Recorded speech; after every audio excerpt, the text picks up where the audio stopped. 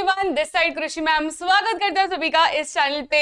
आज हमारा बहुत ही बढ़िया सेशन होने वाला है because today I am going to make you solve sample paper, right. तो हम लोगों ने बहुत सारे चैप्टर्स ऑलरेडी कर लिए, हर एक डिग्री से हम लोगों ने प्रैक्टिस कर ली, right. Be it MCQ, be it assertion reason, be it PYQs, be it case based competency, everything is done and dusted, right. Even activity based question, सारी चीजें हो गई। तो अब करना क्या है, राइट। अब मैं लेकर आई हूं आप लोगों के लिए सैंपल पेपर बच्चों। तो सैंपल पेपर करेंगे हम लोग बढ़िया तरीके से, जो आप लोगों को एक्सपेक्टेड रहेगा इन सीबीएसई 2026, ठीक है। बहुत ही शानदार सेशन होने वाला है बिकॉज यहाँ पर आप लोग पूरी तरीके से बोर्ड जैसा प्रिपरेशन कर रहे होंगे इन द सैंपल पेपर। बहुत सारे बच्चों ने अभी तक सैंपल पेपर शुरू भी नहीं किए होंगे, यस और नो। सैंपल पेपर अगर आप लोगों ने शुरू नहीं किए बच्चों, मॉक टेस्ट देना शुरू नहीं किया है, so it's high time that you should start it right now. And November से, मतलब ये कॉमन मंथ रहता है जहां पर बच्चे स्टार्ट यूजली कर लेते हैं, सैंपल पेपर, मॉक टेस्ट, सारी चीजें चालू हो जाती है बिकॉज हमारा बोर्ड है फरवरी से स्टार्ट होने वाला है।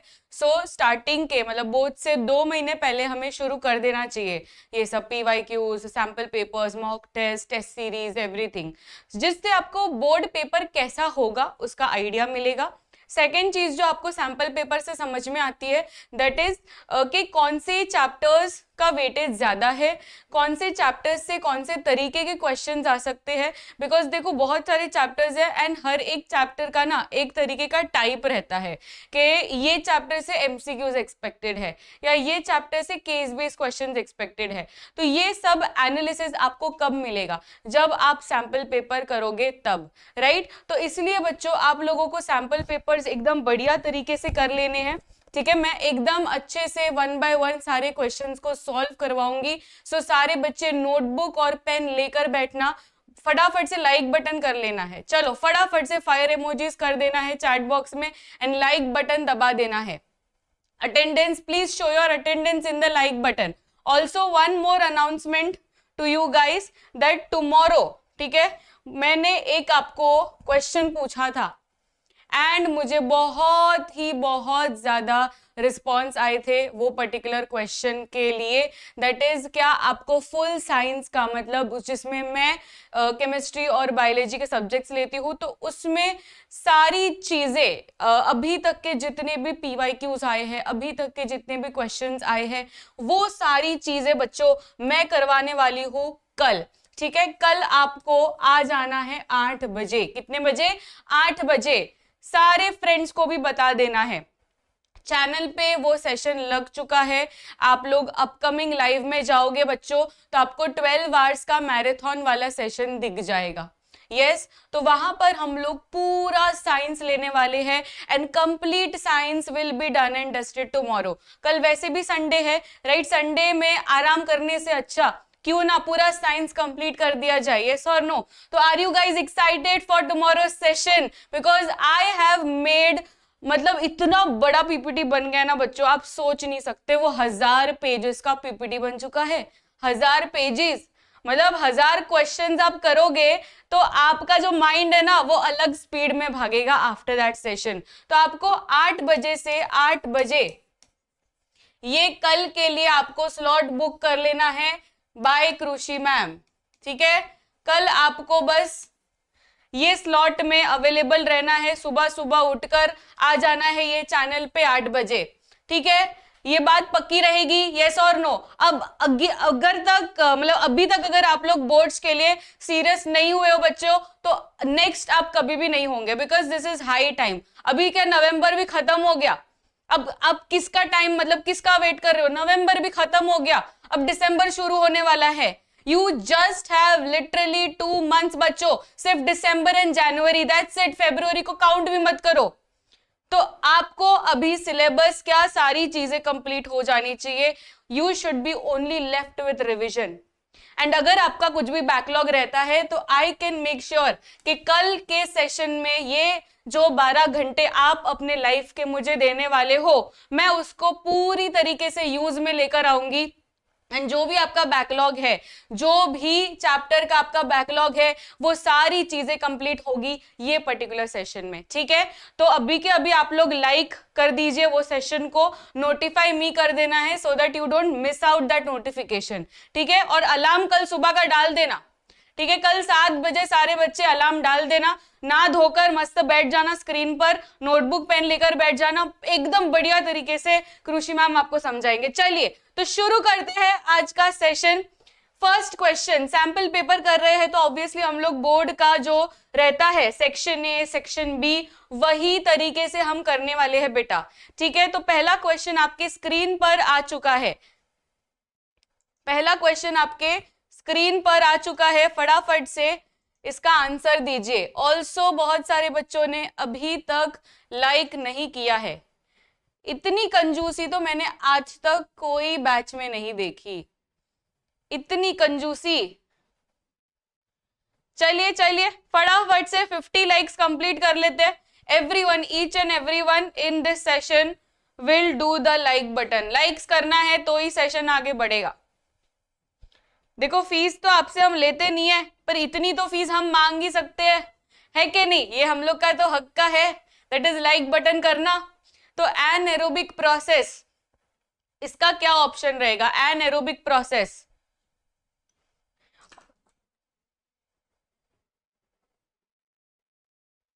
everyone will tell me in the chat box.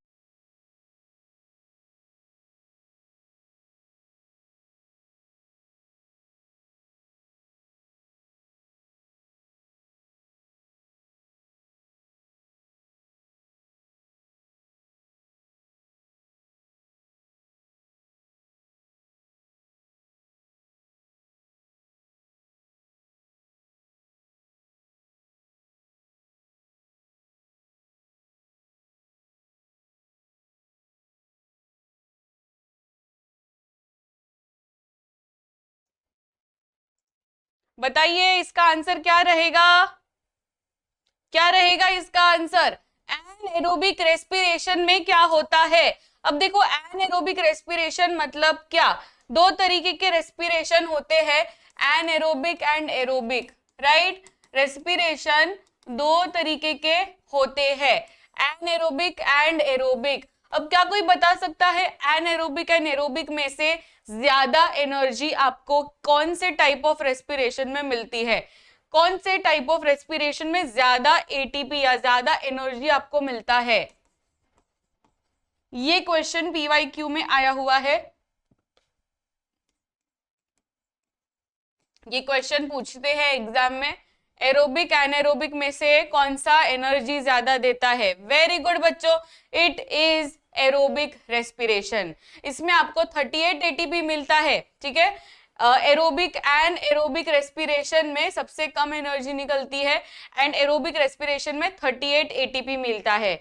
अब जो हम लोग का रेस्पिरेशन वाला चार्ट है बच्चों, लाइफ प्रोसेसेस में रेस्पिरेशन वाला जो चार्ट है वो काफी ज्यादा इंपॉर्टेंट है, उसको प्लीज मिस मत करना। वो पूरा चार्ट आपको अगर पूछ लेना तो आपको ना ऐसे फिल इन द ब्लैंक्स में लेबल भी कर सकते कि label A, label B, label C, तो वो लेबलिंग क्वेश्चंस आते हैं, तो वो पूरा चार्ट एकदम अच्छे से आप करके जाना।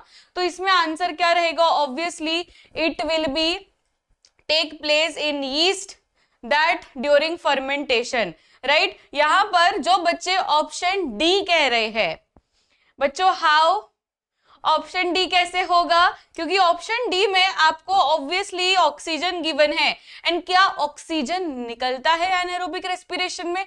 ये कब से होने लगा?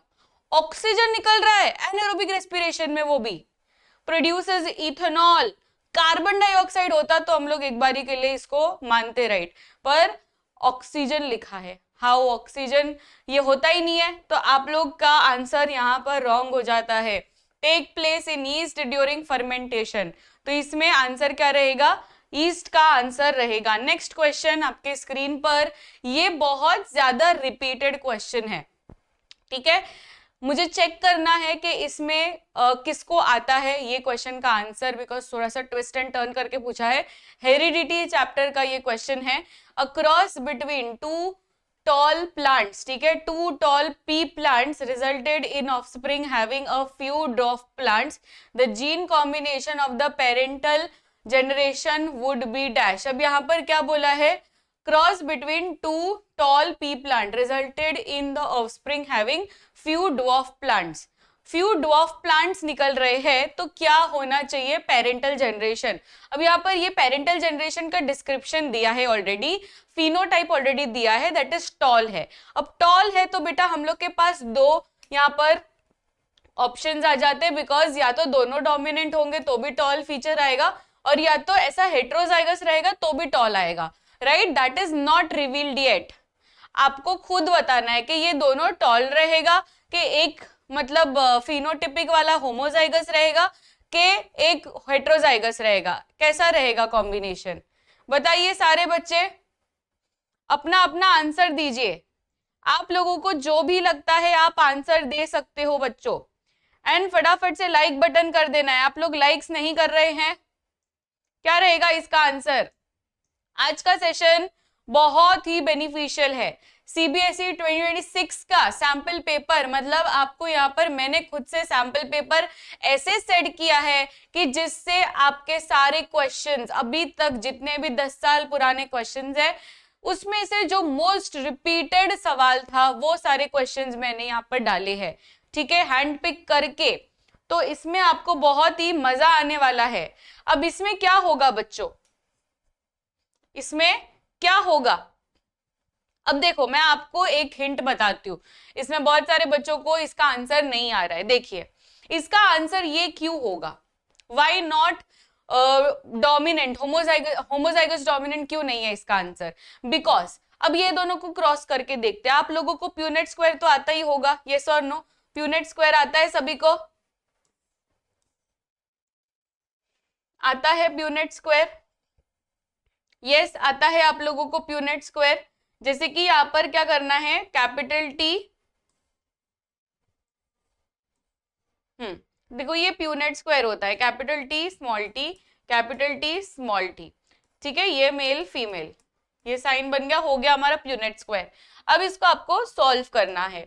जैसे कि अगर आप इसको क्रॉस करेंगे तो ये कैपिटल टी ये हो जाएगा, राइट. फिर ये capital T small T heterozygous हो जाएगा, ठीक है, ये फिर से एक हेट्रोजाइगस हो जाएगा, एंड ये रेसेसिव हो जाएगा, राइट. इसमें आपको क्वेश्चन में क्या बोला है कि it will have few dwarf plant, मतलब इसमें ड्वार्फ प्लांट निकल के आ रहा है.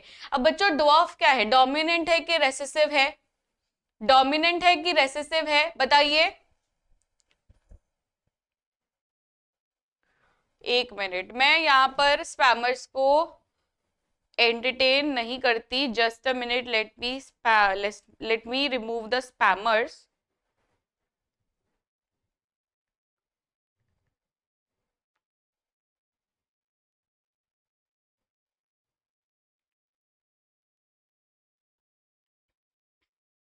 ओके, जो भी बच्चा, अब मैंने चार्ट मॉनिटर्स को बोल दिया, जो भी बच्चा खाली इधर उधर की बातें या कुछ भी लिखता रहेगा चैट बॉक्स में, वो 1 सेकंड के अंदर डायरेक्टली उनको ब्लॉक कर दिया जाएगा, ठीक है, और फिर आप परमानेंटली ब्लॉक हो जाओगे वेदांतु के हर एक चैनल से.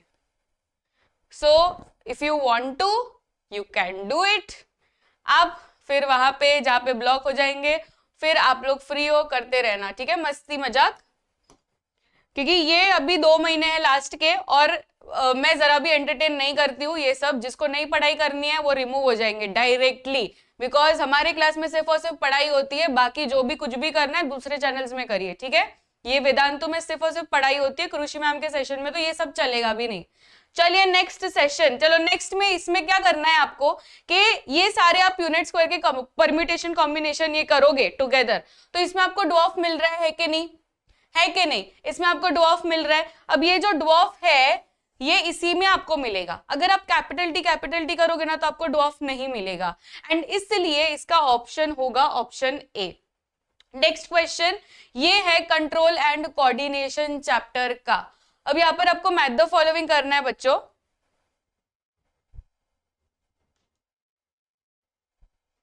कल वाले सेशन में हम कॉन्सेप्ट प्लस पीवाईक्यूज करने वाले हैं.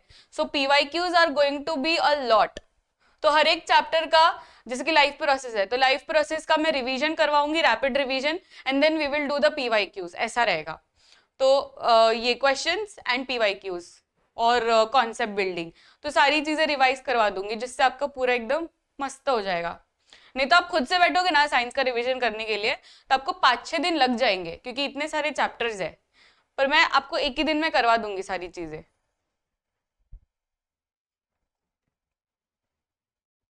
क्या रहेगा इसका answer? Okay, D D D. क्या सभी को डी लगता है?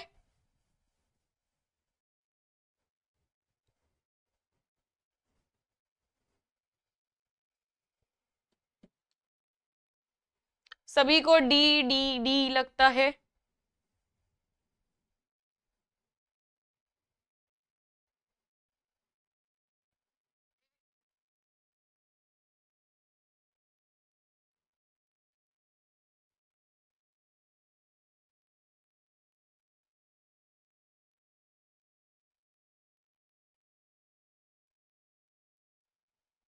D D D, let's check. अब यहाँ पर आंसर देखो, ऑप्शन डी ही है, एकदम बढ़िया। चलिए ऑप्शन एक बार चेक करते हैं। Largest part of the brain, largest part of the brain, अब ब्रेन 3 हिस्सों में डिवाइडेड है, right? Fore brain, mid brain and hind brain. Fore brain, mid brain and hind brain. अब ये जो 3 हिस्से हैं, सबसे ज्यादा जो एरिया लेकर बैठा है that is fore brain, right? तो फोर ब्रेन का भी सबसे ज्यादा हिस्सा सेरेब्रम लेकर बैठा है, तो largest part of the brain तो सेरेब्रम ही रहेगा। Protective covering of the brain, protective covering of the brain कौन है? Meninges, right? फिर फोर ब्रेन, फोर ब्रेन में क्या रहता है? फोर ब्रेन में रहता है olfactory lobe and cerebellum spinal cord के यहाँ पर आता है। तो यहाँ पर आंसर रहेगा ऑप्शन, यस, ऑप्शन डी। बहुत ही बढ़िया। In a nerve cell, the site where the electrical impulse is converted into chemical signal is known as, बच्चों ये मैं आपको बताऊं, this is most repeated PYQ and this is from NCERT exemplar। आप लोगों में से मैक्सिमम बच्चों ने, मैं तो कह रही हूँ लाइक 95% बच्चों ने एग्जाम्पलर पता भी नहीं होगा, पता रहेगा तो भी उन्होंने सॉल्व नहीं किया होगा, यस और नो? इनमें से कौन से बच्चों ने एग्जाम्पलर को एकदम फुल सारे सब्जेक्ट्स का सॉल्व कर लिया? एटलीस्ट साइंस, चलो साइंस की बात कर रही हूं मैं, साइंस में से सारे चैप्टर्स का एग्जाम्पलर किसने कर लिया है? हाथ ऊपर करिए। नहीं किया रहेगा, मेजॉरिटी बच्चों ने नहीं किया रहेगा, राइट? पर एग्जाम्पलर के क्वेश्चंस करके जाना है, बोर्ड एग्जाम से पहले एग्जाम्पलर देखकर जाना है, क्योंकि एग्जाम्पलर से डायरेक्ट सवाल आते हैं बच्चों, डायरेक्ट। जैसे ये डायरेक्ट सवाल है एग्जाम्पलर का, एंड ये आया हुआ था 2023 में, ये क्वेश्चन आया हुआ है। तो NCERT exemplar is important and activity based questions, जो हमारी एनसीईआरटी में एक्टिविटीज है ना, साइंस की सारी एक्टिविटीज करके जाना। एनसीईआरटी एक्टिविटीज नहीं करके जाएंगे तो वहां पे क्वेश्चंस आएगा एंड आप लोगों को कुछ समझ में नहीं आएगा, फिर आप बोलोगे ये तो आउट ऑफ सिलेबस पूछ लिया या ये रेफरेंस बुक से पूछ लिया। नहीं, वो रेफरेंस बुक से नहीं पूछने होते, वो लोग डायरेक्ट एक्टिविटीज से सवाल पूछते हैं जो आप लोग करके नहीं जाते, या एग्जाम्पलर से सवाल करते हैं, तो वो करके जाना है। ये क्या रहेगा इसका आंसर बताइए, कहां पर ये कन्वर्ट होता है? एकदम सोच कर करिए। NCERT exemplar, yes NCERT exemplar कराएंगे ना, ये सब क्वेश्चंस एनसीईआरटी एग्जाम्पलर के भी है। तो इसका आंसर क्या होना चाहिए? Neuromuscular junction, right? Neuromuscular junction, site where electrical impulse is converted into chemical signal is called as neuromuscular junction. अब यहाँ पर एग्जैक्ट वाला तो न्यूरोमस्कुलर जंक्शन नहीं रहता है, अगर मैं टेक्निकल टर्म्स पे जाऊं तो इसका आंसर होना चाहिए एक्सोनल एंड। ठीक है, इसका आंसर क्या होना चाहिए? Axonal and. क्योंकि एक्सोनल एंड क्या होता है? जब नर्व एंडिंग होती है ना, एक्सॉन का एंडिंग होता है, this is the area, exact area जहां पर ये कन्वर्जन होता है। न्यूरोमस्कुलर जंक्शन मतलब डिफरेंट। न्यूरोमस्कुलर जंक्शन मतलब जब मसल्स एंड जो नर्व एंडिंग है वो जो जंक्शन होता है दैट इज न्यूरोमस्कुलर जंक्शन। ठीक है, पर एग्जैक्ट आंसर इसका होना चाहिए external and. Next question, how much of the net primary productivity of a terrestrial ecosystem is eaten and digested by herbivores? herbivores कितना परसेंटेज खा लेंगे? Net productivity, primary productivity of a terrestrial ecosystem is eaten, कितना खा लेते हैं, कितना percentage? नहीं, आप तो डायरेक्ट 10 10 10 कर रहे हो।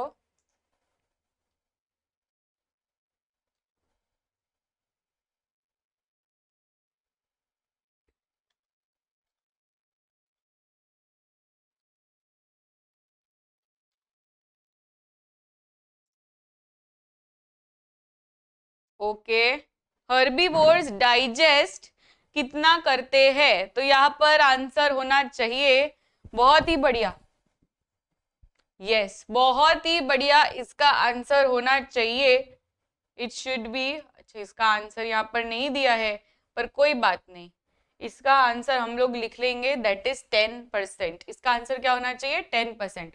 तो हम लोग को 10% लॉ ऑलरेडी आता है, यस और नो? 10% लॉ आता है आप लोगों को? 10% लॉ क्या कहता है? 10% एनर्जी लॉ क्या कहता है? 10% एनर्जी लॉ क्या कहता है बच्चों?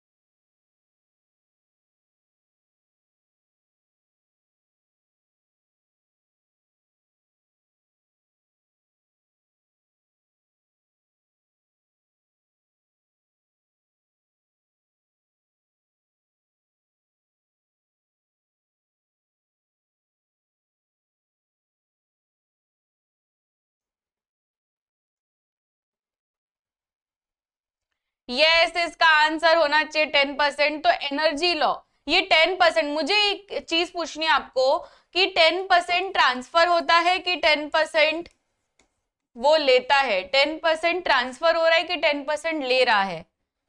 बताइए, ये 10% जो है, ये एनर्जी जो है वो ट्रांसफर हो रही है कि 10% उसके पास रह रही है? 10% क्या है? 10% व्हाट इज दैट? स्टेटमेंट में आप क्या लिखते हो? यस, वेरी गुड, मुझे बस यही पूछना था आपको कि 10% ट्रांसफर हो रहा है। 10% लॉ क्या कहता है कि 10% एनर्जी ट्रांसफर होता है, बिकॉज ये क्वेश्चन आया हुआ था सीबीएसई 2024 में एंड मैक्सिमम बच्चों को नहीं आता था।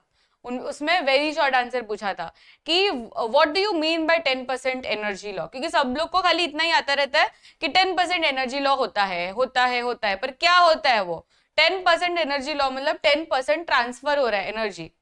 In the excretory system of human beings, some substances in the initial filtrate such as glucose, amino acids, salts and water are selectively absorbed in dash।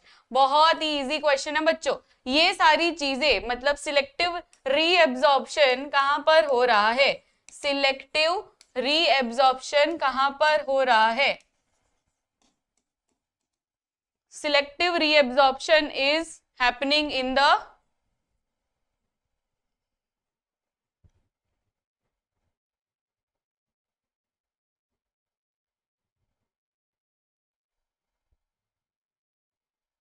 yes, selective reabsorption is happening in the nephron, right? Nephron कहां पर है? Kidney के अंदर है।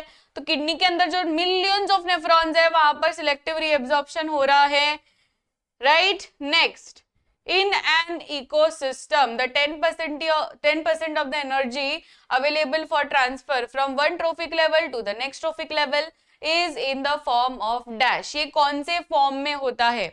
ठीक है, एक energy मतलब ये जो ट्रांसफर हो रहा है 10% एनर्जी लॉ के अनुसार क्या बोलते हैं हम लोग कि 10% energy is transfer to the next generation, right? तो ये जो 10% ट्रांसफर हो रहा है वो कौन से फॉर्म में हो रहा है, chemical energy, heat energy, mechanical energy के लाइट एनर्जी।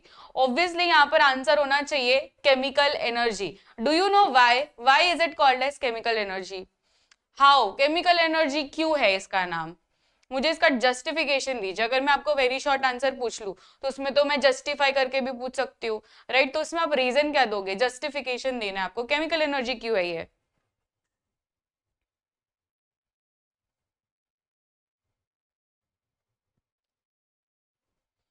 केमिकल एनर्जी क्यों है? क्योंकि यस, केमिकल एनर्जी क्यों है? Because food is what? Food is what? For example अगर मैं आपको बोलूं ग्लूकोज, तो ग्लूकोज का फॉर्मूला सभी को आता है। ग्लूकोज का फॉर्मूला C6H12O6, राइट? C6H12O6 क्या है ये? केमिकल कंपाउंड ही तो है। तो केमिकल एनर्जी किसके अंदर रहती है? केमिकल कंपाउंड के अंदर ही रहती है ना, है कि नहीं? केमिकल कंपाउंड के अंदर ही रहती है। तो फूड क्या है? एक तरीके का केमिकल एनर्जी। हमें फूड खाने से एनर्जी क्यों मिल रही है? Because that kind of energy is a chemical energy.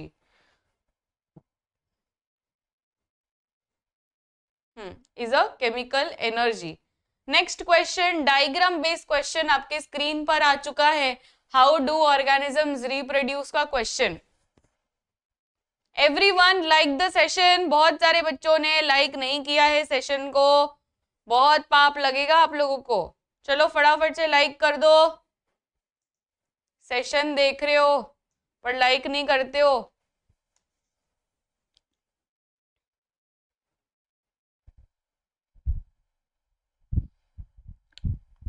शैली, इधर तो तुम्हारा फिर काम नहीं होगा क्योंकि शैली को तो बात करनी है, पर यहाँ पे तो बात नहीं होती है शैली।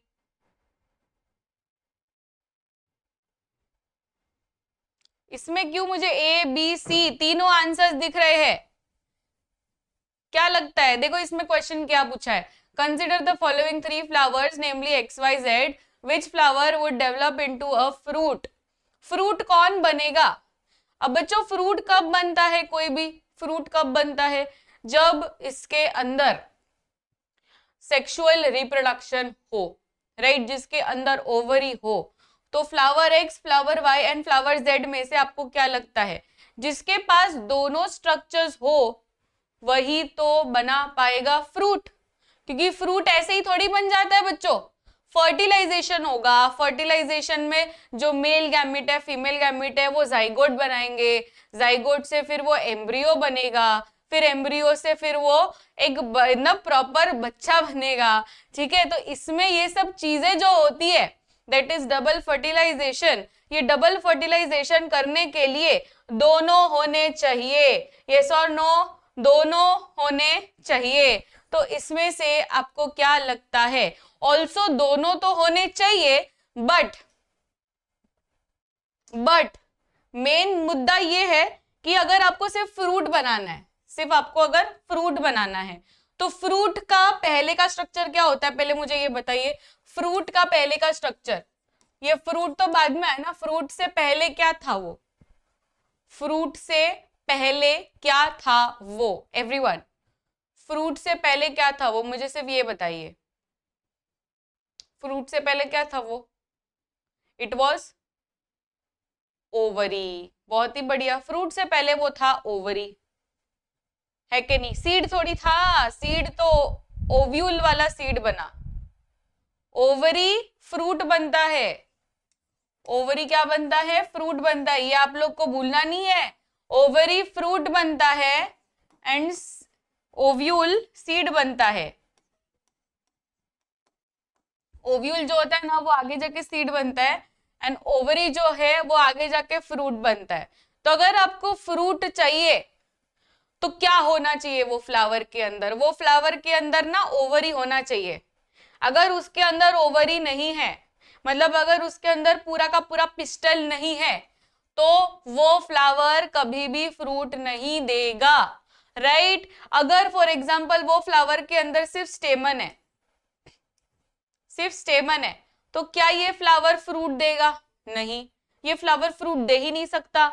अगर इसके पास है ही नहीं, ओवरी ही नहीं है, अगर इसके पास पिस्टल ही नहीं है, क्योंकि पिस्टल का ही पार्ट है ना ओवरी, खाली थोड़ी ओवरी होता है, पूरा का पूरा पिस्टल होगा तो ओवरी आएगा, क्योंकि पूरा का पूरा पिस्टल में ही ओवरी है, स्टिग्मा स्टाइल ओवरी, वो 3 पार्ट्स है पिस्टल के, तो पूरा पिस्टल होना जरूरी है, दैट इज फीमेल पार्ट होना जरूरी है। अभी इसमें तो है ही नहीं, फीमेल पार्ट है इसमें, है ही नहीं इसमें पिस्टल, तो ये वाला फ्लावर जो है this will not form a fruit.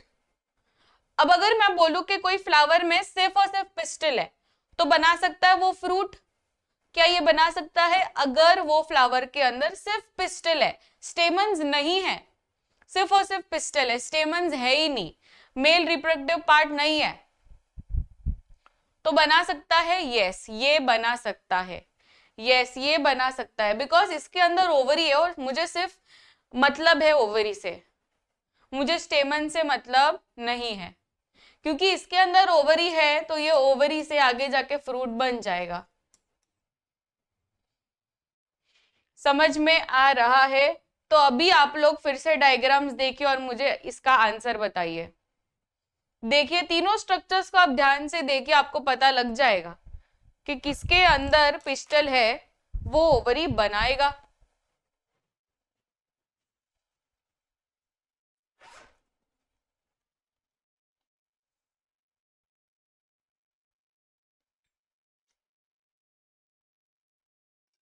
क्या रहेगा इसका आंसर?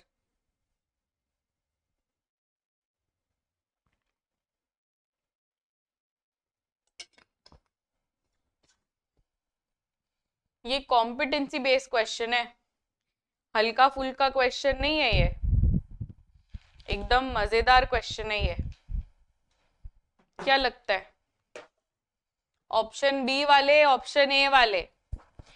अब देखो मैंने क्या बोला, मैंने बोला पिस्टल होना चाहिए, मतलब ओवरी होना चाहिए तो बन सकता है फ्रूट, राइट। अब इसके अंदर पिस्टल है कि नहीं? फ्लावर एक्स के पास पिस्टल है, मतलब इसके पास ओवरी है। चलो इसके पास है पिस्टल, यस इसके पास भी पिस्टल है, मतलब इसके पास भी ओवरी है। अब इसमें देखते हैं, इसके पास है पिस्टल, इसके पास तो है ही नहीं पिस्टल, ये सारे के सारे तो स्टेमन्स है, मतलब इसके पास ओवरी है और इसके पास ओवरी है।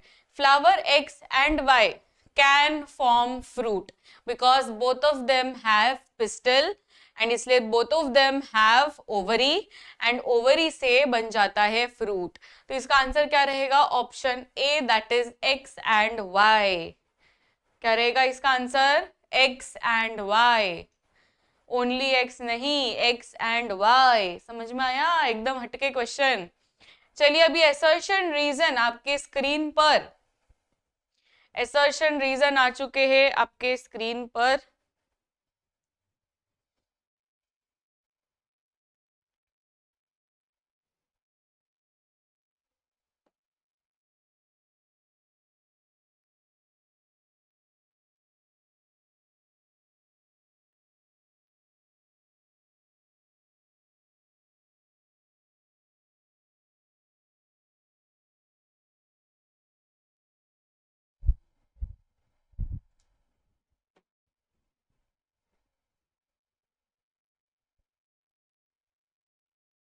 बताइए बताइए।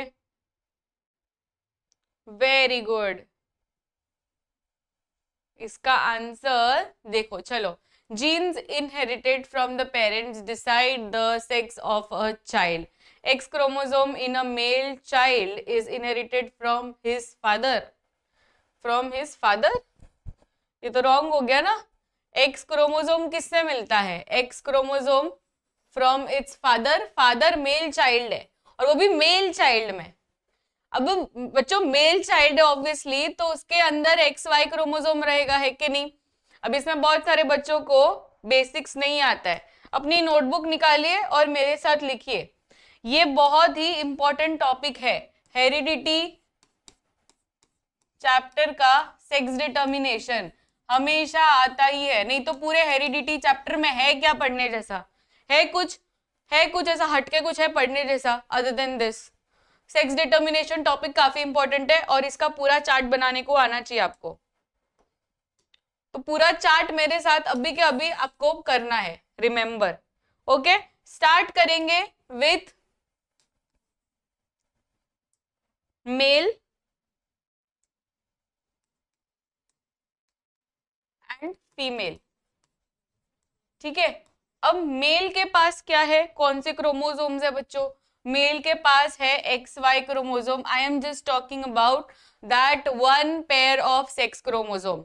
बाकी के सारे ऑटोसोम्स होते हैं, राइट? 22 पेयर्स ऑटोसोम्स होते हैं, पर एक ऐसा पेयर रहता है जो डिटरमाइन करता है कि बच्चा लड़का होगा कि लड़की होगी, right? And that pair is XY। In case of male fix रहता है, ये मेल है तो उसके अंदर XY ही होगा, बाकी कुछ नहीं होगा। एंड अगर फीमेल है तो इसके अंदर XX ही होगा, बाकी कुछ नहीं होगा।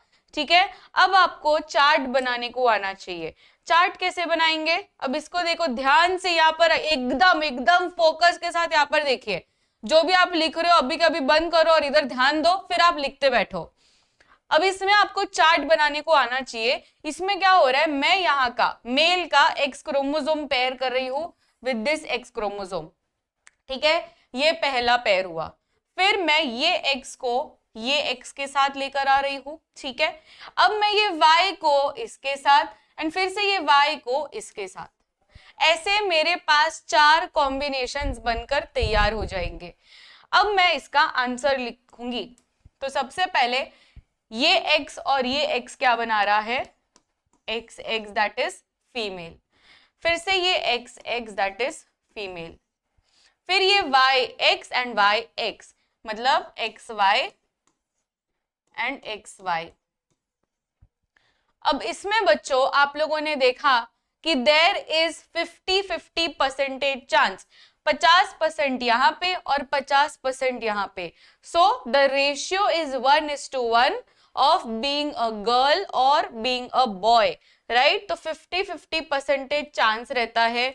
एंड रेशियो का अगर आपको पूछे तो रेशियो विल बी 1:1, क्योंकि इसका भी 1 है और इसका भी 1 है, तो रेशियो इज 1:1। एंड अगर परसेंटेज बोले तो 50-50% रहता है कि क्या रहेगा, ये गर्ल है कि बॉय है।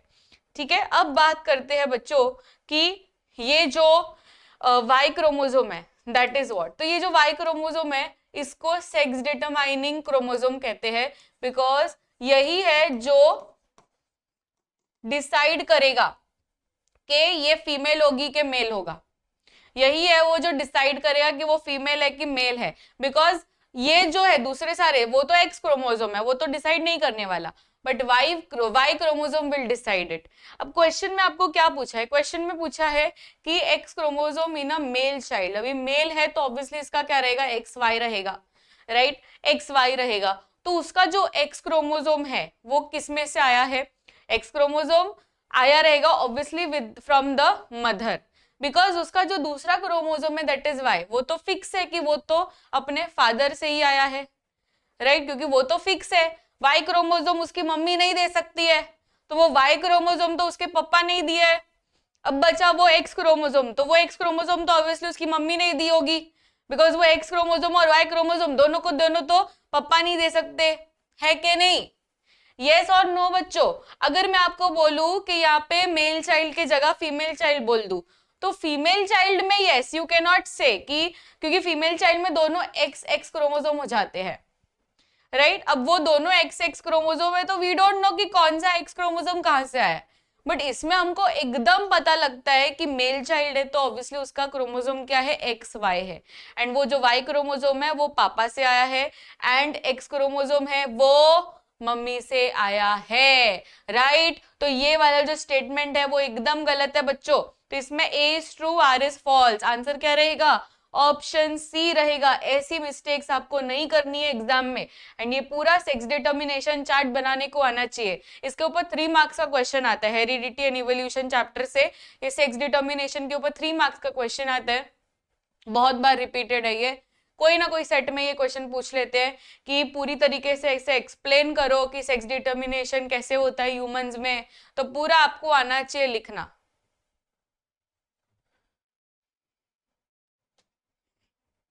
ठीक है, और कल के सेशन में आपको आना है, 8 बजे वो सेशन होने वाला है। ठीक है बच्चों, सारे बच्चे वहां पर मुझे प्रेजेंट चाहिए।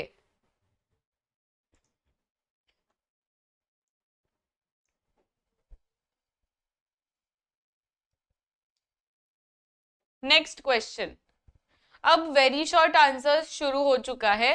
What happens when in a human female the egg released by the ovary is not fertilized?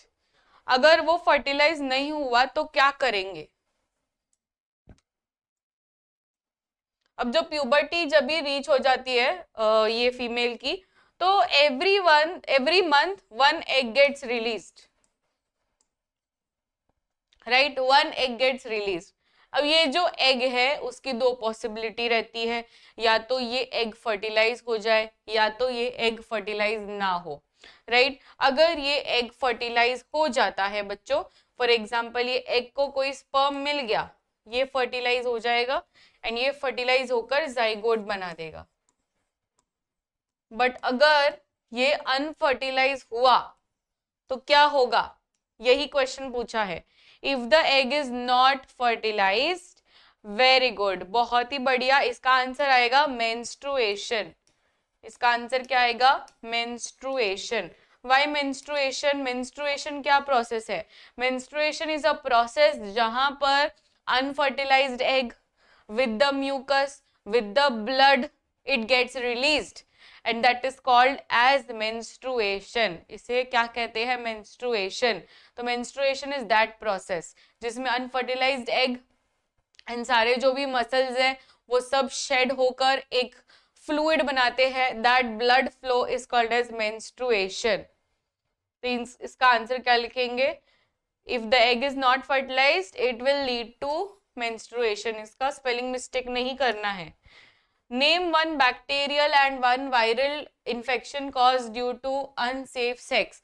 अभी आपको हाउ डू ऑर्गेनिजम्स रिप्रोड्यूस में मैंने आपको सिखाया था कि आपको एक एक एग्जाम्पल, एक बैक्टीरियल का और एक वायरल का करके जाना है, उसमें स्पेलिंग मिस्टेक नहीं होनी चाहिए. लिखवाया था मैंने, यस और नो? प्रॉपरली आपको लिखवाया था कि ये करके ही जाना है. एसटीडी का पूछा है. एसटीडी टेक्स्ट बुक में दो एग्जाम्पल बैक्टीरियल के गिवन है एंड एक एग्जाम्पल वायरल का गिवन है. आपको दोनों का एक एक एग्जाम्पल बताना है, वायरल का एक एग्जाम्पल एंड बैक्टीरियल का एक एग्जाम्पल.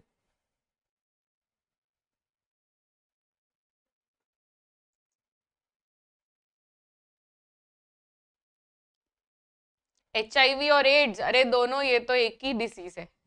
HIV और एड्स ये कोई अलग अलग नहीं है बेटा. HIV इज द वायरस का नाम एंड एड्स बीमारी का नाम है, तो दोनों सेम ही चीज है और वो वायरल है. बैक्टीरियल का अलग बोलो.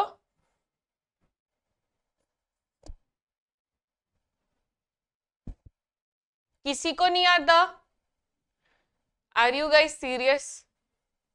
एक तो एड्स मिल गया, अभी बैक्टीरियल बोलो. और अभी तक 50 प्लस लाइक्स नहीं हुए यार. 50 प्लस लाइक्स तो मतलब बेयर मिनिमम है, फटाफट से कर लीजिए. ऑल्सो आज 6 बजे हम लोग का बहुत बड़ा लॉन्च होने वाला है, तो आप लोग एकदम बढ़िया तरीके से वहां पर मुझे प्रेजेंट चाहिए.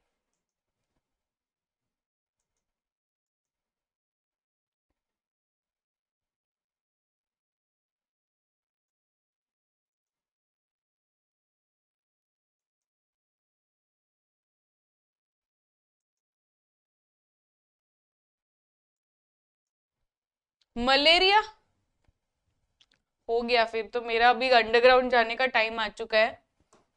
बच्चों एसटीडी दो तरीके के होते हैं, एक बैक्टीरियल एंड एक वायरल. ठीक है, बैक्टीरियल एंड वायरल.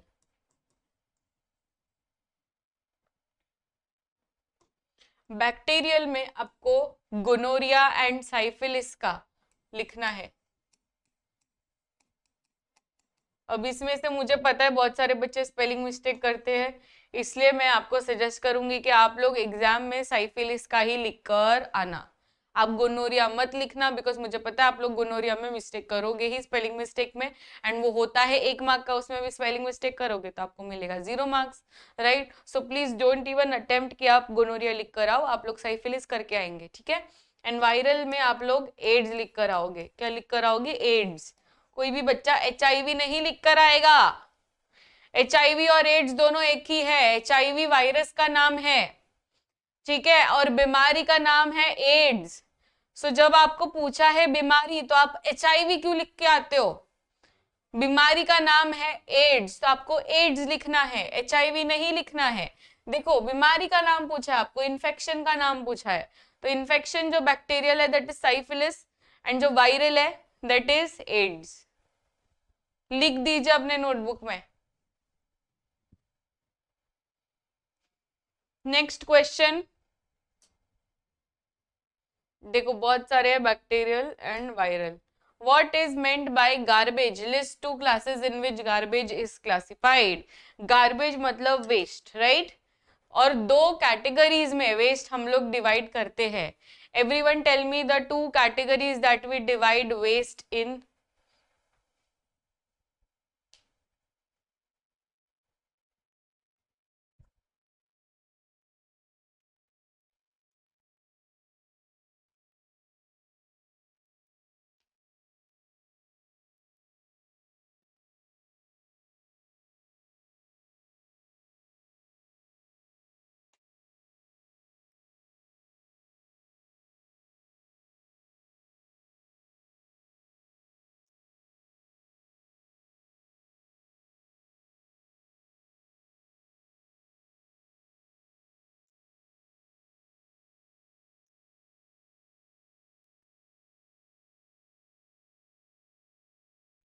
बहुत ही बढ़िया।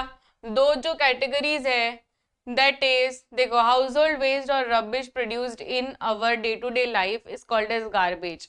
फॉर एग्जाम्पल स्पॉइल्ड फूड, ये अवर एनवायरमेंट का है। अवर एनवायरमेंट, बहुत सारे बच्चे इसको लाइटली लेते हैं पर ये लाइटली लेने जैसी चीज नहीं है। अवर एनवायरमेंट से बच्चों आपको 5 मार्क का सवाल फिक्स आता है। कितने मार्क्स का? 5 मार्क्स। 5 मार्क्स क्वेश्चन आता ही आता है, दैट इज फिक्स। तो spoiled food, vegetable peels, leaves, would, grass, paper, plastic etcetera. Garbage is classified into two types, right?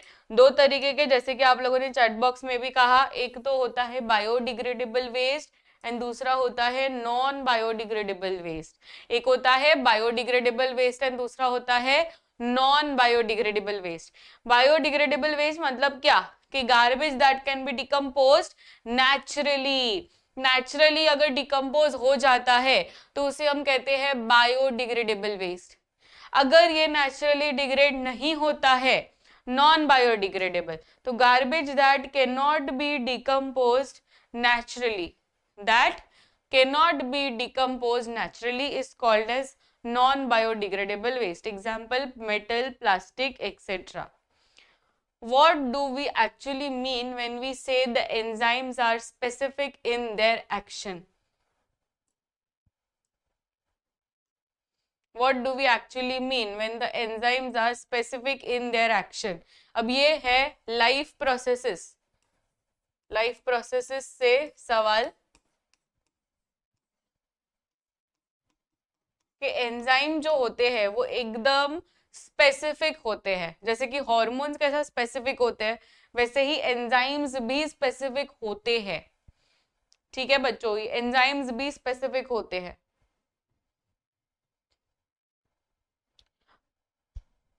Enzymes are biological molecules, usually protein, that catalyze chemical reaction by lowering it, right? Each enzyme is designed to catalyze a reaction. और यहाँ पर आपको पूछा गया है different different enzymes. अब मैं आपको एक टेस्ट पूछती हूँ, ठीक है? Now I am going to ask you a set of enzyme का नाम। आपको फटाफट से, मुझे ये रैपिड फायर राउंड है, मुझे फटाफट से आंसर चाहिए चैट बॉक्स में। Are you guys ready? ठीक है, क्योंकि मैं बहुत सारे क्वेश्चंस आपको पूछने वाली हूँ। अगर मैं आपको पूछ रही हूँ कि what is the first enzyme जो खाने पे लगता है, फर्स्ट एंजाइम जो खाने पे लगता है, फर्स्ट एंजाइम जो खाने पे लगता है,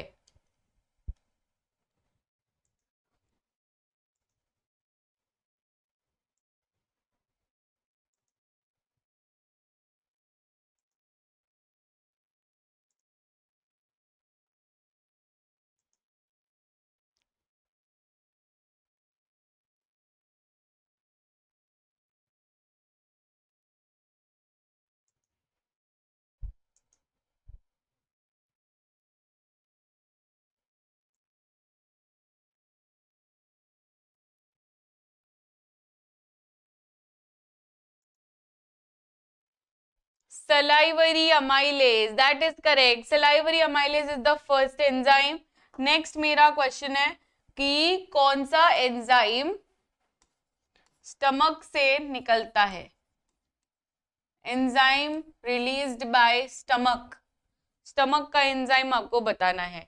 नेक्स्ट मेरा क्वेश्चन है कि क्या लिवर कोई एंजाइम प्रोड्यूस करता है? लिवर कोई एंजाइम प्रोड्यूस करता है? यस और नो? वेरी गुड, बहुत ही बढ़िया. इसका आंसर है पेप्सिन. तो stomach releases pepsin. Liver, liver का क्या रहेगा? Yes, bile juice. Bile juice रहता है, तो बाइल जूस के अंदर एंजाइम है?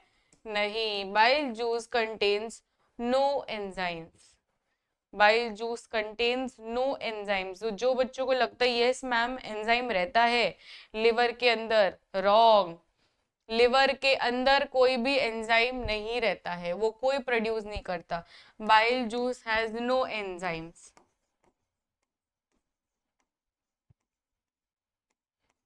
तो बाइल जूस के अंदर एंजाइम रहता है, प्लीज ऐसा सोचना भी मत. एंड लास्ट क्वेश्चन, एक ऐसा एंजाइम जो पैनक्रियास से निकलता है जो फैट्स के लिए इंपॉर्टेंट है, जो फैट्स के लिए इंपॉर्टेंट है. ये सीबीएसई 2025 का क्वेश्चन है. 2025 का क्वेश्चन कि एक ऐसा एंजाइम जो फैट्स या तो लिपिड्स को करता है डाइजेस्ट, पैनक्रियास से निकलता है.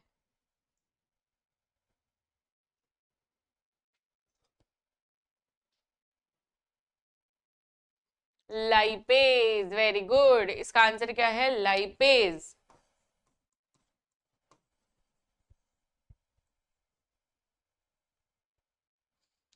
चलिए next question. Culler's disposable cups made of clay and disposable paper cups both are used as an alternative for disposable plastic cups. Which one of these two can be considered as a better alternative to plastic cups and why? हमारे पास दो options है. ये 2022 का PYQ है. 2022 का ये PYQ है, बहुत इंपॉर्टेंट. कुल्लर्स जो है disposable cups made of clay and disposable paper cups both are use. तो आपको दो अल्टरनेटिव है, एक तो पेपर कप्स है एंड दूसरा कुल्हड़स है. अब ये दोनों में से आपको पूछा है कि कौन सा ज्यादा अच्छा रहेगा, बेटर कौन सा है? कुल्हड़ ज्यादा बेटर है कि पेपर कप्स ज्यादा बेटर है? ऑल्सो फटाफट से चलो 50 लाइक्स करवा दो. 50 लाइक्स करवा देंगे.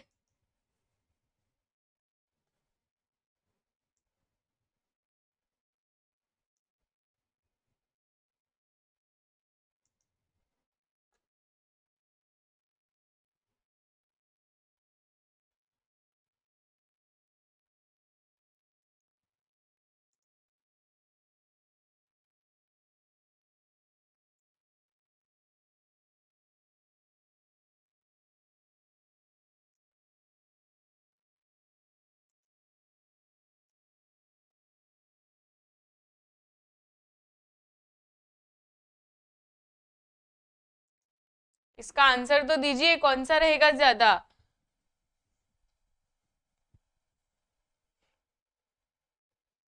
Use of plastic cups raised the concern towards hygiene, thus they were replaced by disposable plastic cups. ठीक है, अब उसमें क्या हो रहा था ना कि plastic cups are non biodegradable, क्योंकि ये हम लोग नहीं कर सकते, इसको डिग्रेड नहीं कर सकते हैं. They were replaced by कुल्हड़s. Making कुल्हड़ made of clay on a large scale resulted in the loss of top fertile soil. Now disposable paper cups are used because paper can be recycled, it is biodegradable, right? तो ये दोनों में से ज्यादातर की अब जो अच्छा है that is paper cups, क्योंकि कुल्हड़ से क्या होता है, सॉइल का फर्टिलिटी जो है वो खराब हो रहा है and that is why paper cups best option है. वो बायोडिग्रेडेबल भी है और अच्छा भी है. अब ये वाला क्वेश्चन 2023 में क्वेश्चन आया था PYQ, ऑल्सो ये 2024 में भी पूछा गया क्वेश्चन है, but a part of it was asked in the given diagram. अब ये डायग्राम हमारे NCERT में ही है रिफ्लेक्स एक्शन का. Name the parts labelled A B and C. A B and C, यहाँ पर 3 चीजें आपको पूछी है। It is already given in your NCERT. आप चाहो तो एनसीईआरटी टेक्स्ट बुक खोल कर बैठ सकते हो। Write the functions of A and C, reflex arcs have evolved in animals, why?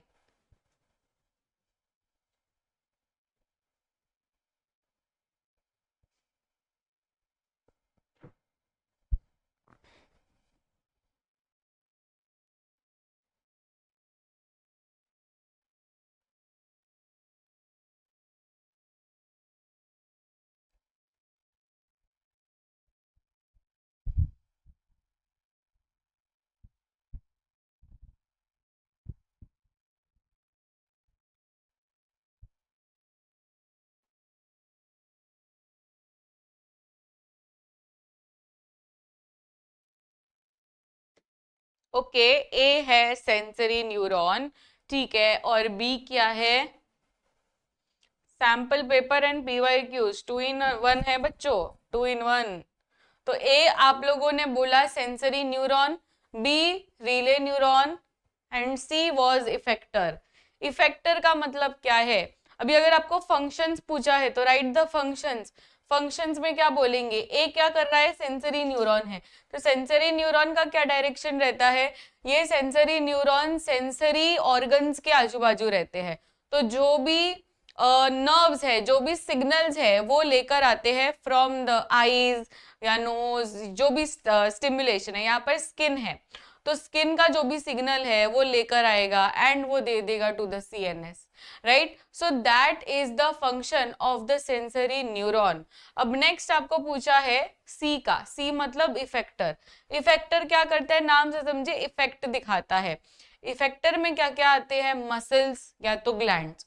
तो इसमें इफेक्टर में वो इफेक्ट दिखा रहा है, तो उसमें मसल्स या तो ग्लैंड्स का सबसे ज्यादा नाम आता है, ठीक है? तो ये मूवमेंट में डायरेक्ट इफेक्ट दिखाने में काम करता है। Reflex arcs have evolved in animals, why?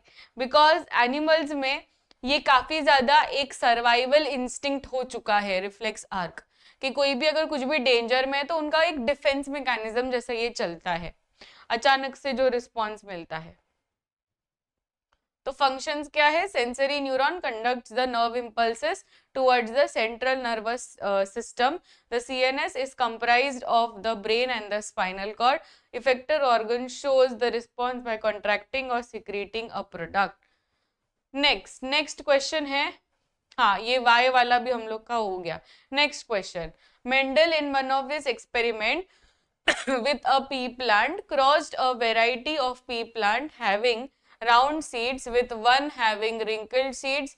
State Mendel's observation giving reasons F1, F2 progeny of this cross. Also list any 2 contrasting characters other than the round seeds of a pea plant.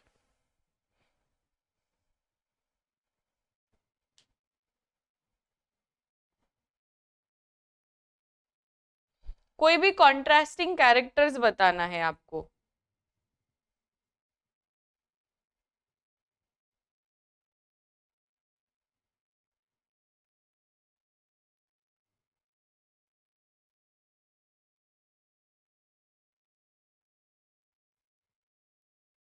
Sample paper भी लेने चाहिए and PYQ भी लेने चाहिए, दोनों important है।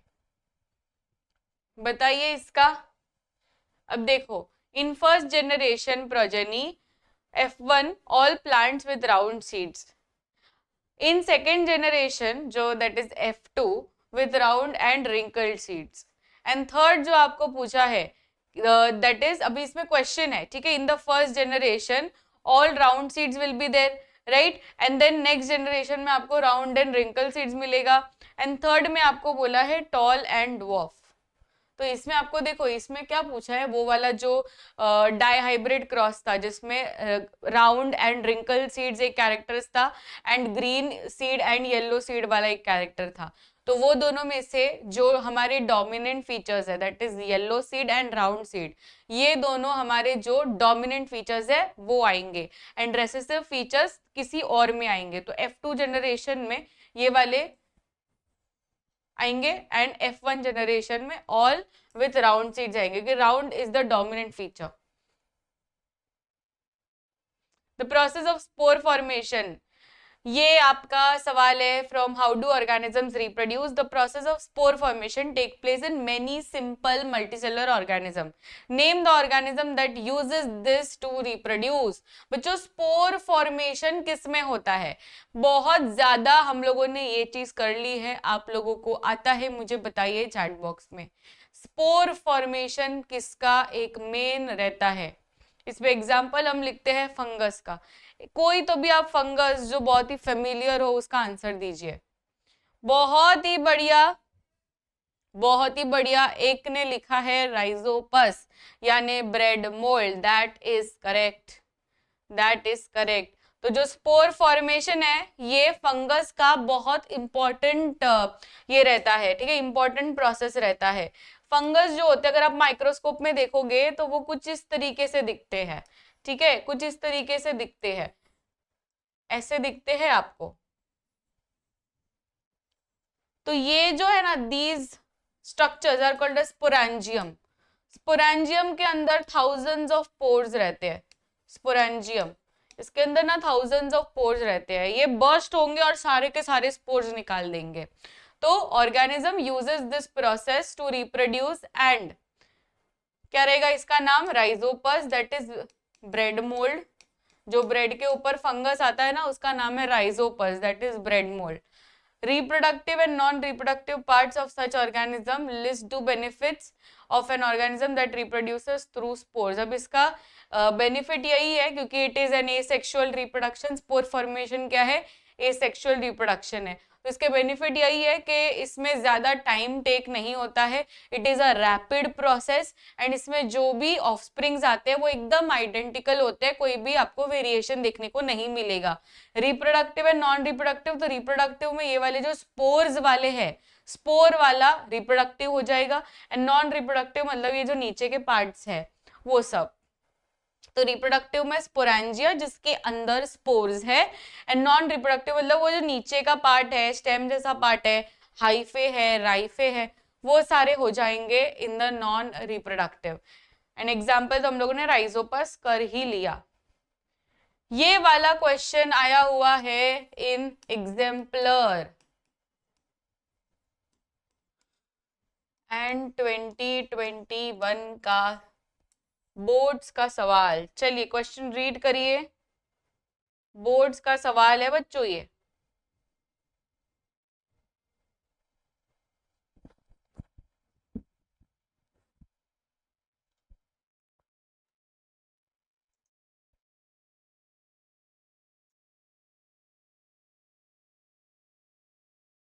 Fifty likes करना है फटाफट से।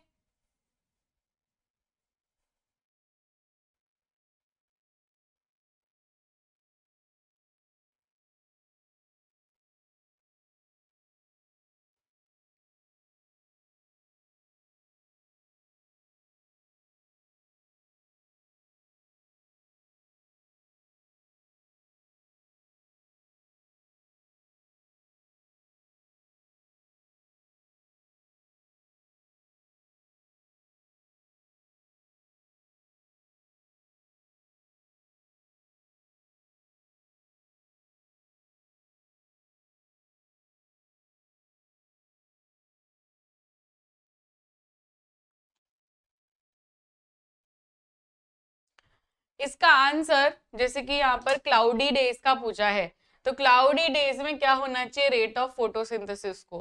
क्लाउडी है तो क्लाउडी में क्या होना चाहिए? उसमें आप लोग को इतना ह्यूमिडिटी नहीं मिलेगा, तो rate of photosynthesis in cloudy days decreases because यहाँ पर सनलाइट नहीं आएगी। जब भी मौसम होता है, बारिश करने का मौसम होता है, तो तब भी सनलाइट आती है क्या? सनलाइट नहीं आती है, राइट, तभी सनलाइट नहीं आती है एंड इसलिए फोटोसिंथेसिस का रेट भी डिक्रीज हो जाएगा। Next question, no rainfall in the area. Rainfall अगर नहीं होगा तो, रेनफॉल अगर नहीं होगा तो भी डिक्रीज ही होगा because rainfall is very very important, नहीं तो फोटोसिंथेसिस कैसे होगा। Next, good manuring in the area. Obviously good manure है तो उसको ज्यादा फर्टिलाइजर्स मिलेगा, ज्यादा फर्टिलाइजर्स मिलेगा तो वो अच्छे से ग्रो कर पाएगा। तो इसमें इंक्रीज होगा, फोटोसिंथेसिस का रेट इंक्रीज होगा and stomata get blocked due to dust. देखो, फोटोसिंथेसिस हो या रेस्पिरेशन हो, क्या है, दोनों के दोनों एक्सचेंज ऑफ गैसेस है, राइट। तो एक्सचेंज ऑफ गैसेस करने के लिए लीफ में जो स्टोमेटा है वो ओपन रहना बहुत जरूरी है।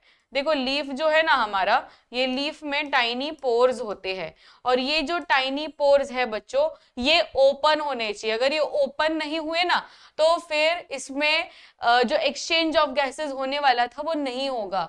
जैसे कि अगर मैं उसके ऊपर वैसलीन लगाकर पूरी तरीके से ब्लॉक कर दूं, क्योंकि ये सवाल आया हुआ है, वैसलीन वाला सवाल ना आया हुआ है कि if I put Vaseline on the leaf surface तो क्या होगा, ये जो भी पोर्स है वो बंद हो जाएंगे, एंड जैसे ही ये पोर्स बंद हो जाएंगे, एक्सचेंज ऑफ गैसेस रुक जाएगा।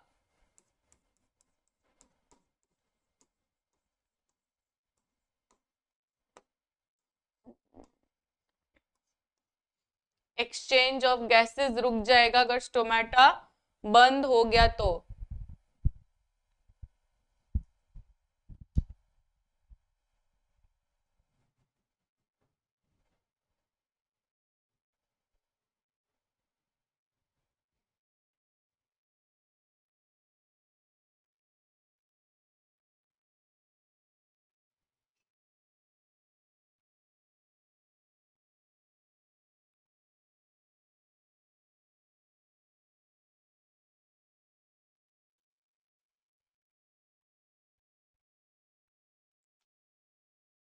Explain by giving one example each. This is also a PYQ. This came in the 2025 question paper. अब दो तरीके के फ्लावर्स होते हैं, यूनिसेक्सुअल एंड बाइसेक्सुअल फ्लावर्स। ठीक है, यूनिसेक्सुअल एंड बाइसेक्सुअल फ्लावर। इसमें आपको एक फ्लो चार्ट बना लेना है बच्चों। फ्लावर्स जो है दो तरीके के हैं हमारे पास।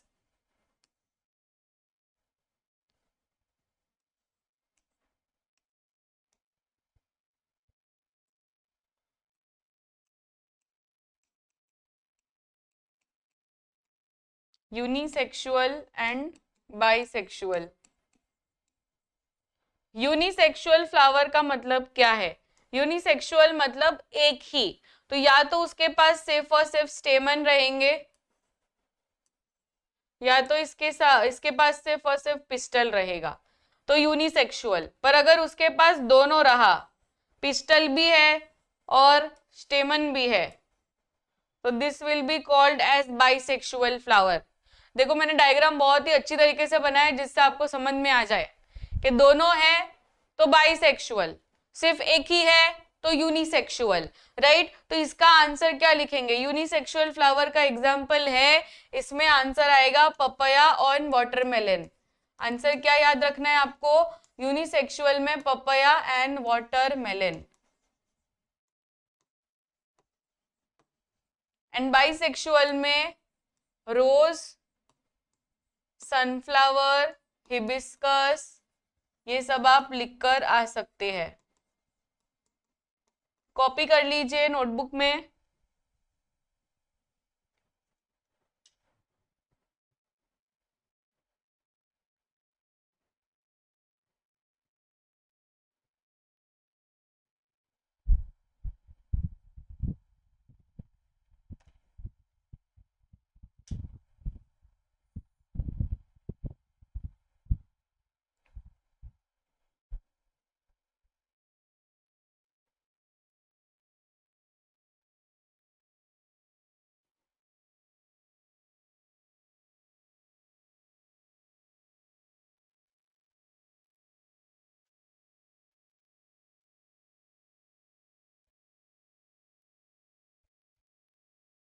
नेक्स्ट देखो, यही लिखा है नेक्स्ट क्वेश्चन।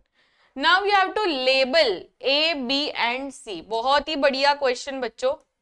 ए बी सी डी को लेबल करना है, यहाँ पे ये डायग्राम गिवन है। क्या सभी ने लाइक कर दिया सेशन को?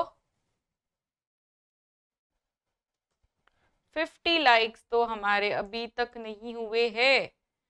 चलो फटाफट से 50 लाइक्स कर देना है। जो भी बच्चे नहीं किए अभी तक, लाइक कर दो फटाफट।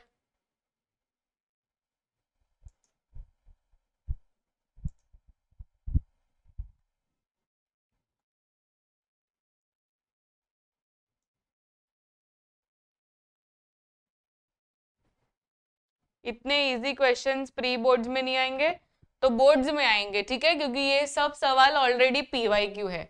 तो जो बोर्ड्स में आ चुके हैं ना, मैंने वही सारे सवाल यहाँ पर डाले हैं फॉर योर काइंड इंफॉर्मेशन।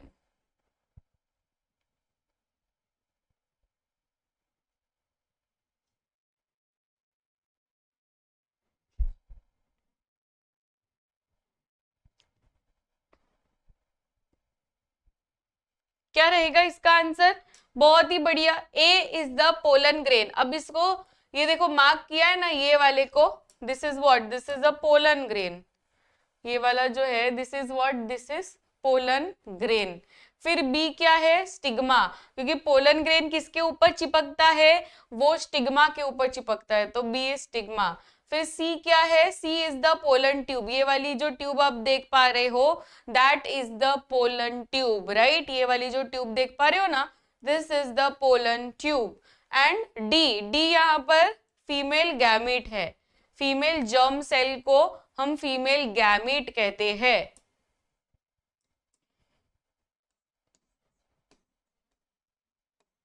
ये भी टेक्स्ट बुक का ही डायग्राम है, टेक्स्ट बुक खोलेंगे ना तो सारी चीजें आपको मिल जाएगी। Next, pollination may occur without fertilisation but fertilisation will not take place without pollination, give reason. पहले स्टेटमेंट आप समझिए, उसके बाद में क्वेश्चन का आंसर दीजिए।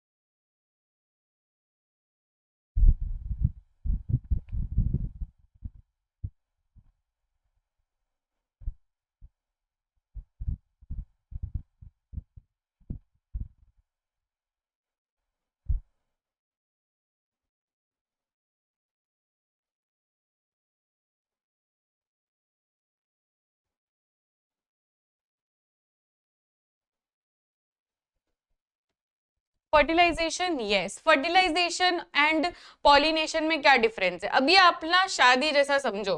यार शादी कब होगी? कब होगी शादी? दो रिश्तों का मिलन कब होगा?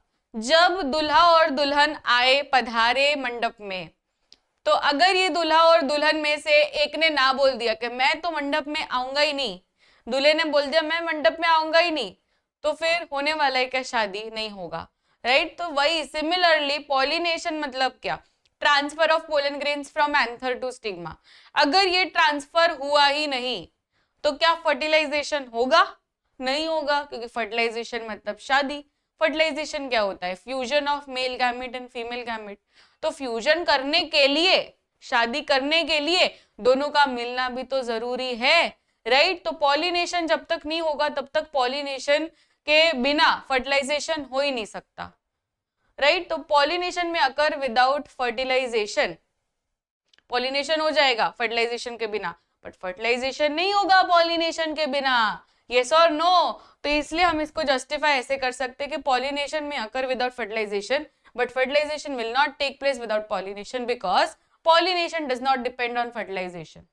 पॉलिनेशन पहले होता है तो वो डिपेंडेंट नहीं है फर्टिलाइजेशन पे, पर फर्टिलाइजेशन डिपेंडेंट है पॉलिनेशन पे, क्योंकि पॉलिनेशन जब तक नहीं होगा तब तक फर्टिलाइजेशन नहीं होने वाला है, राइट। शादी कैसे होगा? शादी जब तक वो लोग दोनों आएंगे नहीं मंडप पे तो शादी कैसे स्टार्ट होगा?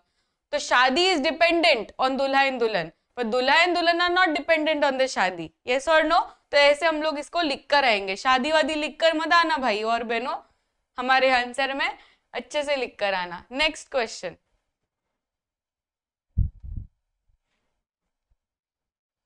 distinguish between hormonal coordination in plants and animals। plants and animals में hormonal coordination, हार्मोनल कोऑर्डिनेशन सबसे पहले प्लांट्स में होता है क्या हार्मोनल कोऑर्डिनेशन? यस, प्लांट्स में होता है हार्मोनल कोऑर्डिनेशन। तो प्लांट्स के हार्मोन्स को हम कहते हैं phyto hormones, phyto hormones. And animals में भी होते हैं, एनिमल्स में भी हार्मोन्स होते हैं, दोनों में डिफरेंस है, राइट। अब अगर हम हार्मोनल कोऑर्डिनेशन प्लांट्स की बात करें तो ये सिंपल डिफ्यूजन से हो जाता है। क्या इनके अंदर कोई ग्लैंड होती है?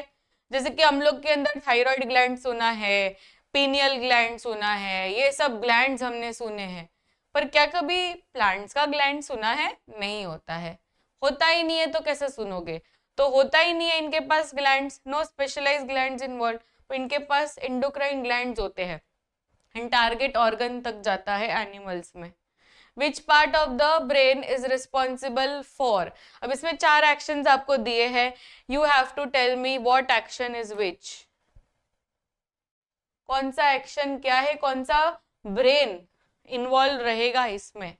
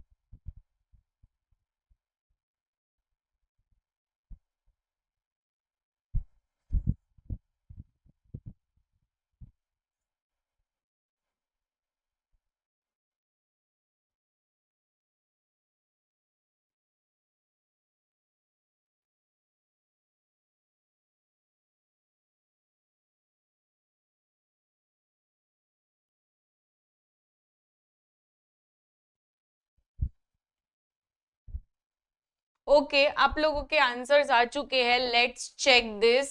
तो इसका आंसर इंटेलिजेंस, इंटेलिजेंस मतलब जहां पे हम लोग सोचते हैं। तो thinking part of the brain क्या है बच्चों? Fore brain, right. And fore brain में सबसे मेन हिस्सा कौन है? सेरेब्रम है। Riding a bicycle, riding a bicycle, अब आप साइकिल चला रहे हो तो उसमें आपको बैलेंस की तो जरूरत पड़ेगी, और हम लोग के ब्रेन में बैलेंस कौन करता है maintain? It is cerebellum, right. Balance कौन? Maintaining posture and balance of the body, याद है ना सभी को? तो पोस्चर एंड बैलेंस कौन करता है? सेरेबेलम। वॉमिटिंग, वॉमिटिंग तो हम लोग के टेक्स्ट बुक में ही लिखा है कि वो मेड्यूला कंट्रोल करता है। एंड कंट्रोलिंग हंगर कौन है? हाइपोथैलेमस। कंट्रोलिंग हंगर का क्या रहेगा? Hypothalamus.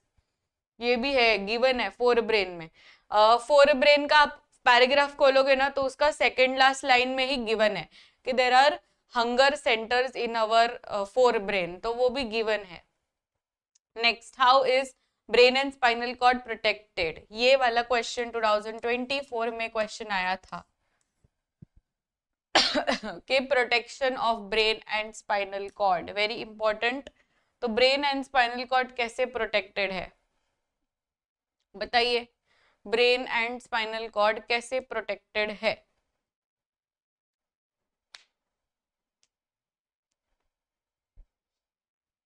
Brain and spinal cord कैसे प्रोटेक्टेड है? अब ब्रेन जो है एंड स्पाइनल कॉर्ड जो है काफी डेलिकेट ऑर्गन्स होते हैं, राइट। तो ब्रेन के पास मेनिंजेस है जिससे वो प्रोटेक्ट होता है। फिर ब्रेन के पास एक बोनी बॉक्स है which is called as school.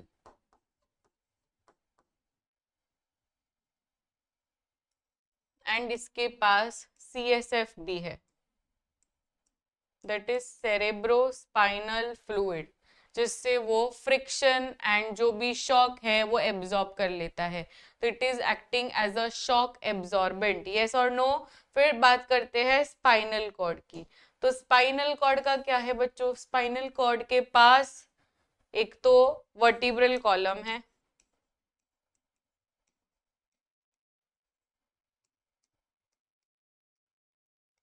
Vertebral column है, एंड दूसरा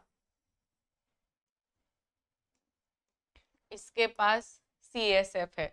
जो स्पाइनल कॉर्ड है ना, उसका जो बीच का मिडल पार्ट है दैट इज एम्प्टी, जिसके अंदर CSF भरा हुआ है। It absorbs the shock, shock absorbent जैसा रहता है वो। ठीक है बच्चों, कॉपी कर लिया ये। How is brain and spinal cord protected? Next, यही लिखा है, सब चीज हम लोगों ने कवर कर ली। अब सेक्शन बी में जाते हैं। Which of the following statements are correct about an aqueous solution of an acid of and base? Acid और बेस का आपको पूछा है। सेक्शन बी मतलब अभी हम लोग का स्टार्ट हो चुका है chemistry. Which of the following statements are correct about an aqueous solution of an acid and a base? By the way आपको पता होगा right, section A, section B and section C में अभी चालू हो चुका है अपना पूरा का पूरा पेपर, पता है ना? ये CBSE का लेटेस्ट पैटर्न है। Section A, section B, section C, ऐसे अलग अलग आपको पूछेंगे। बायो अलग, केमिस्ट्री अलग, फिजिक्स अलग। इसका करो मैथ द फॉलोइंग, ये भी PYQ है। Higher the pH stronger the acid. अब स्ट्रॉन्ग एसिड में क्या होता है? pH स्केल एक बार रिवाइज करिए, आपको समझेगा कि pH स्केल में जैसे जैसे आप यहां पर जाते हैं राइट, जैसे जैसे आप लेफ्ट साइड जाते हैं, क्या होता है लेफ्ट साइड जाकर? pH जितना कम होगा, देखो 0 से 14 तक का pH रहता है, जितना कम pH उतना स्ट्रॉन्ग एसिड राइट। तो इसमें आपको करेक्ट पूछा है। Lower the pH weaker the base, lower the pH, देखो lower the pH, higher the pH weaker the acid. ठीक है, higher the pH weaker the acid, ये सही है। Lower the pH stronger the base, नहीं ये रॉन्ग है, ये भी रॉन्ग है। Lower the pH weaker the base, ये भी राइट है। तो option B and D, which of the following is correct? क्या रहेगा इसका?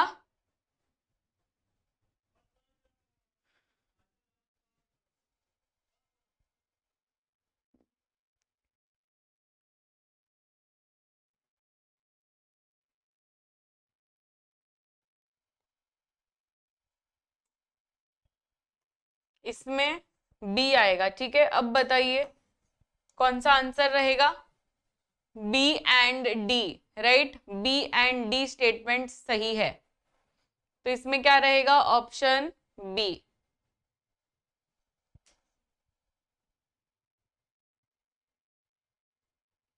नेक्स्ट क्वेश्चन, अब इसमें आपको दो स्टेटमेंट्स दिए हैं, स्टेटमेंट बेस्ड क्वेश्चन है ये।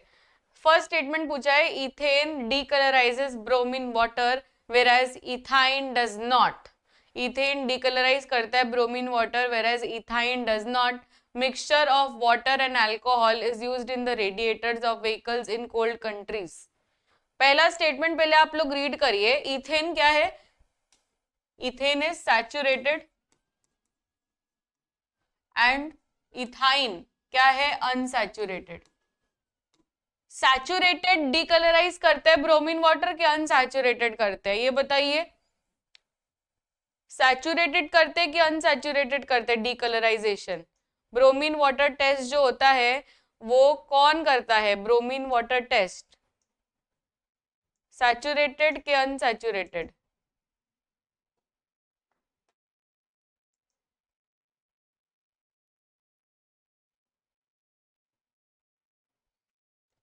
Unsaturated right. इसमें क्या लिखा है? इसमें लिखा है कि इथेन कर रहा है, सैचुरेटेड कर रहा है डीकलराइजेशन। तो स्टेटमेंट तो गलत हो गया, राइट। स्टेटमेंट बी सही है एंड स्टेटमेंट ए गलत है, क्योंकि हमें पता है कि अनसैचुरेटेड जो होता है वो ब्रोमीन वाटर डीकलराइजेशन करेगा। तो ब्रोमीन वाटर डीकलराइजेशन इथेन कर रहा है, ये गलत है, राइट। यहाँ पर इथाइन आना चाहिए, क्योंकि ethyne is unsaturated and ethane नहीं कर पाएगा। तो जो अनसैचुरेटेड है वो डीकलराइजेशन करता है bromine water, that is bromine water test, right. इसलिए ये वाला स्टेटमेंट गलत है एंड ये वाला स्टेटमेंट सही है। Next question, metal which melts when kept on the palm is called as dash. ऐसा मेटल जो मेल्ट हो जाता है, जैसे ही आप पाम पे डालोगे, आप हाथ में डालोगे, वो मेल्ट हो जाता है। इतना लो मेल्टिंग पॉइंट, क्वेश्चन आपको इनडायरेक्टली पूछा है कि लोएस्ट मेल्टिंग पॉइंट किसका है, लोएस्ट मेल्टिंग पॉइंट किसका है। बहुत ही बढ़िया, इसका आंसर है गैलियम। इसका आंसर क्या है, गैलियम। ये याद रखना है बच्चों। Again carbon and its compound का question, bond which holds cation and anion. Cation anion वाला बॉन्ड क्या होता है, केटायन एनायन, जहां पर आयंस हो तो ऑब्वियसली इसमें आयोनिक बॉन्ड आना चाहिए। फिर प्रॉपर्टी ऑफ कार्बन, जिससे वो इतने सारे कंपाउंड्स बना लेता है, that is called as catenation. तो अगर इसमें से आपको आंसर आ जाता है तो you have to look for it. तो 1 का ए है, राइट। इसमें 1 का ए नहीं गिवन है, सिर्फ इसी में 1 का ए गिवन है। तो हमको तो ऑलरेडी आंसर आ चुका है, सभी को मिल चुका। देखो मुझे सिर्फ ये पता लगाना था एक का आंसर, तो मुझे 1 का ए मिल गया। मुझे चेक करना है 1 का ए सिर्फ इसमें ही है, इसमें 1 का बी दिया है, इसमें भी अलग, इसमें भी अलग है। सो 1 का ए किस में गिवन है, सिर्फ ऑप्शन ए में गिवन है कि नहीं। तो इसका आंसर क्या आएगा, ऑप्शन ए आएगा, right. Next question, Aluminium is used for making cooking utensils. Which of the following properties of aluminium are responsible for the same? इसमें आपको diagram based question, case based question पूछा है। तो ये सब जो प्रॉपर्टीज है इसमें से आपको क्या लगता है कि एल्यूमिनियम में क्या रहेगा, good thermal conductivity, good electrical conductivity, ductility, high melting point, क्या रहेगा इसका। कुकिंग यूटेंसिल्स में देखना है, ठीक है। इसमें मेन तो रोल होना चाहिए कि कुकिंग में क्या काम आएगा, बर्तन बनाने में कौन सा एकदम अच्छा वाला फीचर है, बर्तन में कौन सा अच्छा फीचर है। बाकी तो ये सारे के सारे फीचर्स अच्छे हैं, राइट। और ये सारे के सारे फीचर्स एल्यूमिनियम में रहेगा भी, पर आपको ये नहीं पूछा, आपको पूछा है कुकिंग यूटेंसिल्स के लिए क्या फीचर अच्छा है, गुड थर्मल कंडक्टिविटी, राइट। ये तो चाहिए ही अपने को, बिकॉज खाना बनाना है तो उसमें वो थर्मल कंडक्टिविटी होना जरूरी है, गर्म होना जरूरी है। तो A1 तो आना ही चाहिए, राइट। फिर इलेक्ट्रिकल का कुछ रोल नहीं है, इवन डक्टिलिटी का कुछ रोल नहीं है, हाई मेल्टिंग पॉइंट ये बहुत जरूरी है। तो 1 and 4 बहुत इंपॉर्टेंट पॉइंट्स है, 1 and 4 बहुत इंपॉर्टेंट पॉइंट्स है, बाकी के ठीक ठीक है। तो इसका आंसर क्या रहेगा, option D, that is 1 and 4, because ये दोनों पॉइंट्स हमको चाहिए ही चाहिए। कार्बन कंपाउंड्स आर डैश, बताइए कार्बन कंपाउंड्स आर डैश।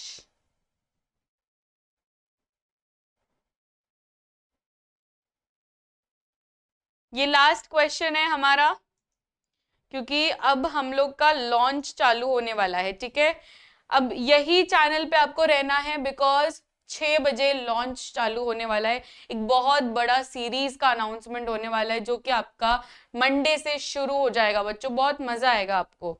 इसका आंसर दे दीजिए, कार्बन कंपाउंड्स क्या होते हैं, गुड कंडक्टर्स होते हैं इलेक्ट्रिसिटी के, नहीं। बैड कंडक्टर्स होते हैं, yes. Strong force of attraction, weak force of attraction. तो इसका आंसर रहेगा 2 and 4, बिकॉज इसमें वीक फोर्सेस ऑफ अट्रैक्शन आएगा। अब स्ट्रॉन्ग कब होता है, जब आयोनिक बॉन्ड्स होते हैं, पर इनके बीच में आयोनिक तो बॉन्ड्स है ही नहीं। तो इसका आंसर क्या आना चाहिए, option C. And that's it for this particular session. Thank you so much everyone. बस लास्ट में मुझे यही कहना है कि कल के सेशन में आपको आ जाना है। 8 बजे मैं शुरू करने वाली हूँ, 8 बजे ये मैराथन होने वाला है शुरू। मैं जरा भी वेट नहीं करूंगी, आप लोग को आ जाना है, पूरा 12 घंटा मस्त रहना है और आपका मैं पूरा साइंस कंप्लीट करवा दूंगी, ठीक है बच्चों। So that's it for this particular session. Thank you so much everyone for being a great audience as always. See you all in the next session, that is tomorrow. Till then, this side Krushi ma'am signing off. मिलते हैं next session में. Bye everyone. And like button करके जाना है. Okay, सारे बच्चे like करके जाएंगे, comment करके जाएंगे. Bye.